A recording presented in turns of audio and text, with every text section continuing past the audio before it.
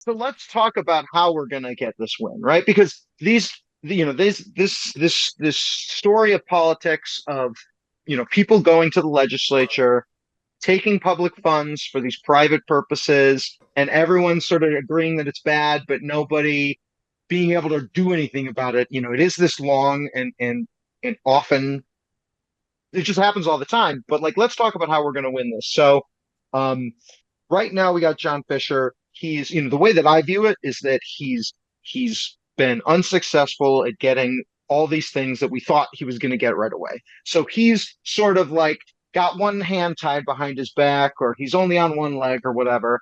Maybe, we can sort of provide that wind to knock him down, or we're going to be one more needle, one more straw trying to break the camel's back. So you guys have been pursuing two different avenues, and I want listeners to really understand what you guys are doing and what the goals are there, and then we're going to talk about, I think, how later this week during the boycott you guys are going to be at the Coliseum trying to make this happen. So what are those two avenues you're doing? Where are they at?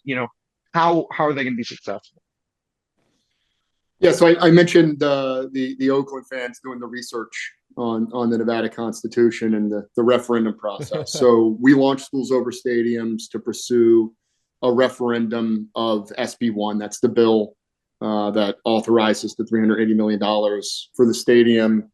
Kind of outlines all the stuff that you see happening at the stadium authority, the stuff that hopefully we won't see happen at Clark County, et cetera, around the issuing of bonds, that sort of thing. So in order to thank you, Oakland fans. In order to qualify a referendum in Nevada, you need to collect about 103,000 valid signatures of Nevada voters. Those signatures need to be divided evenly in the 4 Nevada congressional districts. So you basically get 3/4 of the signatures in Clark County in the south, and about 1/4 of the signatures in Washoe County and Reno in the north.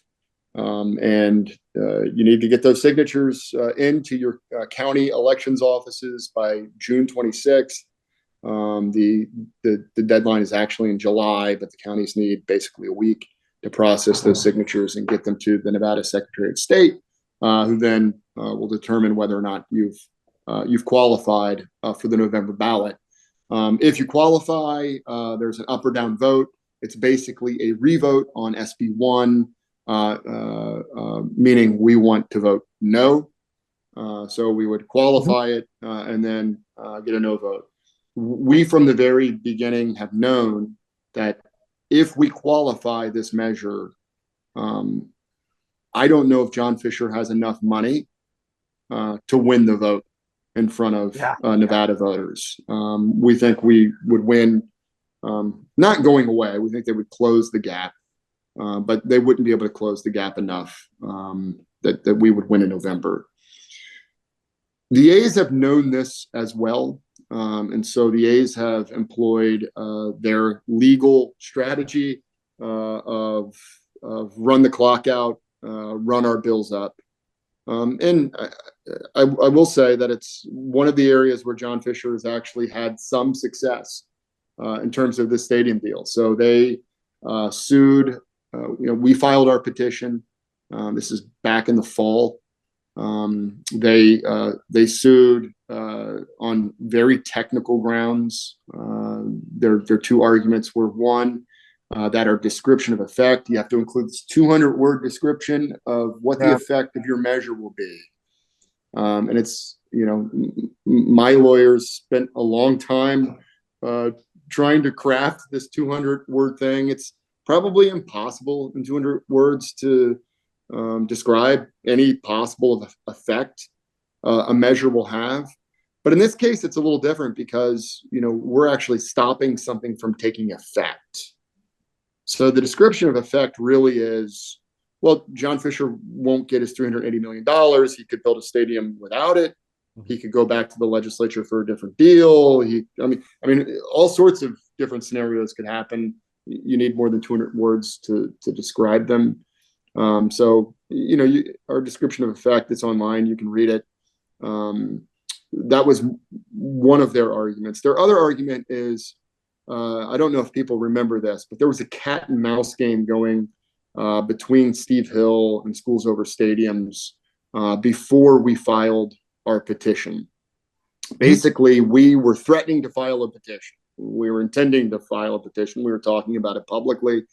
And what Steve Hill said in response to that was, they can file their petition if they want, but we're going to have contracts done before the vote, which means there's federal laws that would basically, and our attorneys actually undo a contract. Yeah, correct.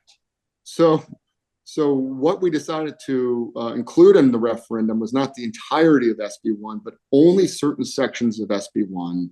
And those were the sections that reserved the right of Nevada to amend SB1.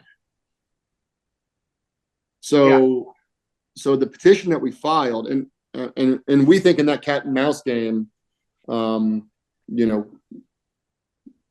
we got through there. And when we filed our petition, Steve Hill no longer was saying that our petition wasn't going to work. We think our petition most certainly will work if passed.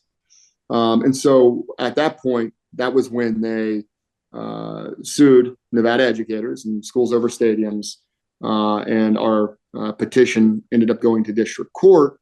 That process took a little while, and unfortunately, in front of one judge at the district court who was unfavorable, we lost. We turned around and immediately appealed that decision to the Nevada State Supreme Court.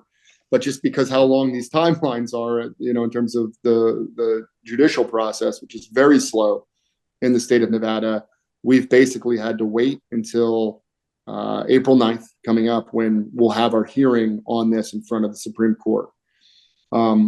The Supreme Court could have issued an opinion just based on what was presented at the district court. We think it would be that they very well might have done that and sided with, upheld the lower court's decision. Yeah. The fact that they have asked for oral arguments, which are going to happen on April 9th, we think it is a good sign in terms of our case. We're hoping that they act swiftly at the Supreme Court. We're hoping to win, but we're hoping that they act swiftly and that we can get, if we win at the Nevada State Supreme Court, we can be on the streets the next day collecting signatures.